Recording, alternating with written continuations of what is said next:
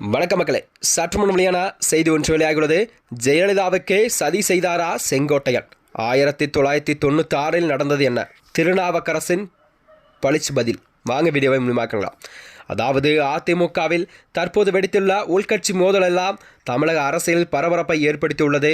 அதாவது முன்னாள் அமைச்சர் செங்கோட்டையன் அவர்கள் கட்சி பொறுப்பிலிருந்து விடுவிக்கப்பட்டதாக குறித்த காங்கிரசின் மூத்த தலைவர் திருநாவுக்கரசர் சமயம் தமிழுக்கு வித்தியா பேட்டி ஒன்றை அளித்துள்ளாராம். அதாவது செங்கோட்டையன் அவர்கள் அதிமுகவில் தொடக்க காலத்திலிருந்தே முக்கியமான தலைவர்களில் ஒருவராக விளங்கி வந்தார். 1977 முதல் எம்ஜிஆர் தலைமையில் அதிமுக ஆட்சிக்கு வந்தபோது கூட செங்கோட்டையனும் சட்டமன்ற உறுப்பினராக தேர்ந்தெடுக்கப்பட்டாராம்.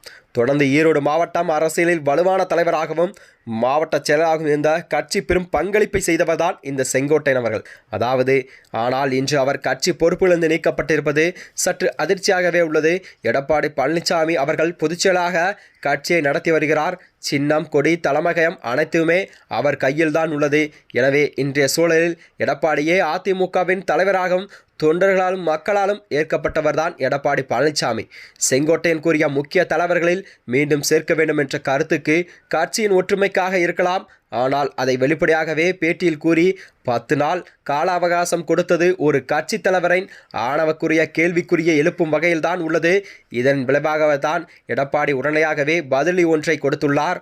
அதாவது இதற்கு முன்னால் ஜெயலலிதா காலத்திலும் பல்வேறு தலைவர்கள் மீது கோபப்பட்டு அவர்களை நீக்கி பின்னர் மீண்டும் இணைத்த சம்பவங்களெல்லாம் அம்மா ஆட்சியில் நடந்திருக்கிறது. ஆகையால் தான் செங்கோட்டையில் நிரந்தராக புறக்கணிக்கப்படுவார் என்று சொல்ல முடியாது. ஆனால் தற்போதைய சூழலில் அவர் மீண்டும் பொறுப்புகளில் அமர வாய்ப்பிருப்பதாகவும் அரசியல் வட்டாரத்தில் பேசப்பட்டு வருகிறதா. அதாவது 1996 என்ன நடந்தது என்றால், ஜெயலலிதா தலைமையிலிருந்து 1991-96 காலத்தில் அவர் அமைச்சராக பணியாற்றினார். ஆனால் அந்த காலகட்டத்தில் அரசு மீது பல்வேறு ஊழல் குற்றச்சாட்டுகள் எல்லாம் இருந்த நிலையில் 1996 தேர்தலில் அதிமுக கடுமையாக தோல்வியடைந்தது. அந்த தோல்விக்கு பிறகு கட்சியில் இயல்பாகவே மனப்பகசுபெல்லாம் எழுந்தனாம். இதனைத்தான் சதி என கூறிவிட்டனர். இதனைத் தொடர்ந்துதான் ஆனால் உண்மையில் ஜெயலலிதாவை ஓரங்கட்டும் சதி என்று சொல்லக்கூடிய நடவடிக்கைகளில் செங்கோட்டையன் ஈடுபடவில்லையா?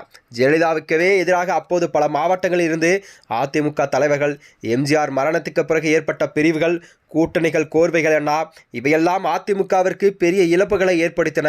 அது ஒரு அவரின் தவறான சுமத்தாக முடியாது. சசிகலா சந்தித்த முயற்சி எடுப்பதாக செய்திகள் வெளியாகி வரும் நிலையில் எடப்பாடி பழனிசாமி அவர்கள் அனைவருக்கும் மீண்டும் பொறுப்புகளை வழங்க மாட்டார் என்பதே கட்சி தலைமையில் நிலவும் நம்பிக்கை. அதே சமயம் கட்சியிலிருந்து அவரை முற்றிலும் நீக்கவில்லை என்பதுதான் குறிப்பிடத்தக்க செய்தியாக வெளிவந்தன. அதாவது இது செங்கோட்டையன் மற்றும் எடப்பாடி பழனிசாமி ஆகியோருக்குள்ள தனிப்பட்ட அரசியல் மோதல் விளைவாகவே தெரிகிறதாம்.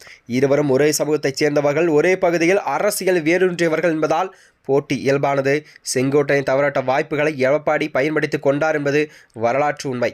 இந்த சூழலில்தான் தொடர்ந்து நீண்ட காலமாகவே அதிமுக இரு அணியாக பிளவுபட்டு அபாயம் உள்ளது. எதிர்வரும் தேர்தலில் இந்த தாக்கமானது கட்சியை பாதிப்பை ஏற்படுத்தும். ஏற்கனவே சசிகலா, தினகரன், ஓபிஎஸ் என பல பிரிவுகளாக பிரிந்த நிலையில்தான் செங்கோட்டையன் பிரிவு உருவால் அதிமுக வலிமை மேலும் குறையும் என்ற எதிர்பார்ப்புகள் இருக்கிறது. மேலும் இது போன்ற வீடியோக்களை தெரிந்து கொள்ள நமது சேனலை மறக்காமல் சப்ஸ்கிரைப் செய்து கொள்வோம். நன்றி, வணக்கம்.